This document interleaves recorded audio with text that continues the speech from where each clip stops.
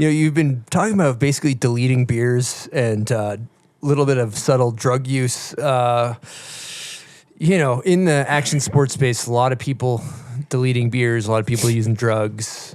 You got a take on any of this in our space? Yeah, I mean, I have a personal take for sure. Just of moments that like partying kind of screwed things up. For me personally, I remember the day out with the Hatchets where I was staying at Kevin Jones's house. Actually, it was Jim Rippey's house. I was staying with Kevin. It was like the most epic Tahoe year, riding Red Dog every day because it stormed every day. Excuse me. And we'd go to the Tahoe Taps every night. And Kevin had a girlfriend. He'd fight with her and they'd disappear and I'd just be at the taps by myself. So I'm like, I think I can finish the bar. And put a pretty good dent in it. But it was just like, I don't know, blowing it, kind of drinking. And then I'd been out. Kevin disappeared.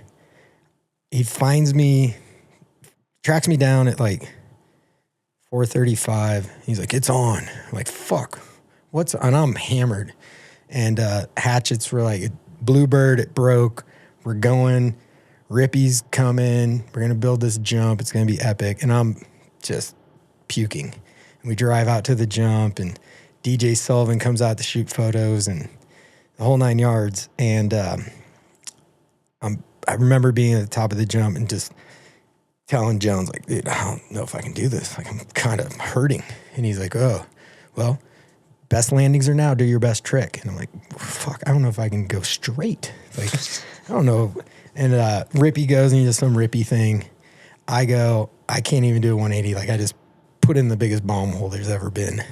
And then Kevin goes, and of course Kevin stomps the first backcountry 1080 or whatever.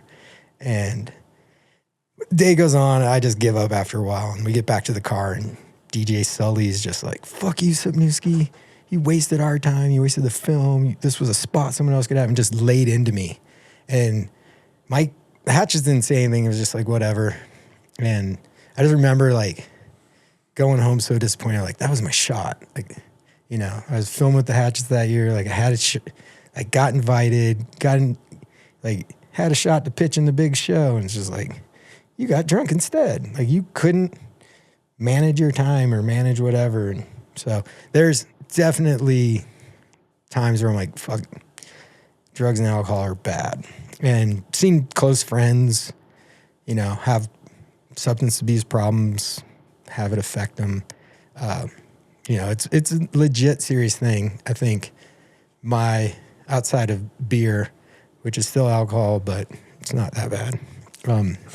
My party ended after I was at an ASR with a close friend, and we were driving back, and we're in my car. I'd bought this Audi. It's like the first adult car I ever had. And I'm looking over, and he's fucking like has a flame cooking this shit up, and it's like burning my glove box. And I was like, what the fuck are we doing? And like dropped him off. I'm like, that's it. I'm done. Checked out.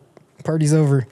I think that's basically when the party ended for me. But I think, for me personally, a lot of it is, being honest, is just self-medication. Not just insecurities, but like neurodivergent, like anxieties and all that. So I think this shit affects everyone, whether you're a snowboarder or not. And it's kind of a gnarly thing, and people deal with it. They don't deal with it.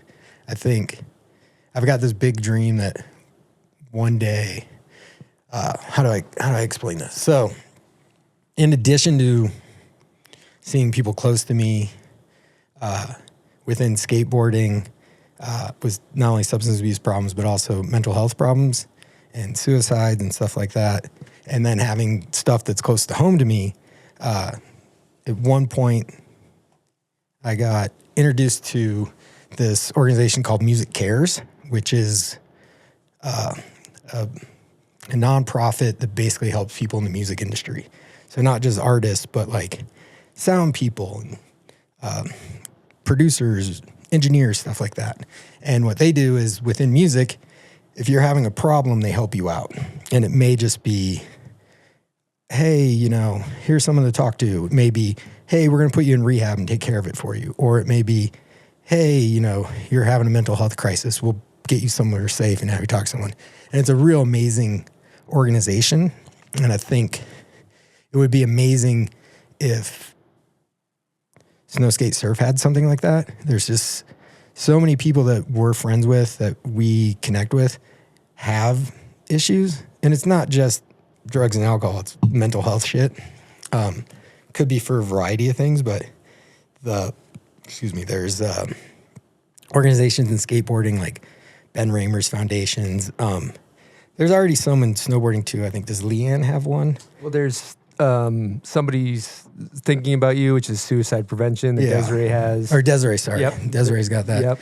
But I think it would be rad to see just a music cares thing for snow skate and surf, and make it not just for athletes, but the shop kid and, the guy that has been pressing boards for 30 years or just the whole industry. We all got in this thing, like I was saying before, that we all have these shared values and these bonds. It's like there's an opportunity to help each other out a little bit more.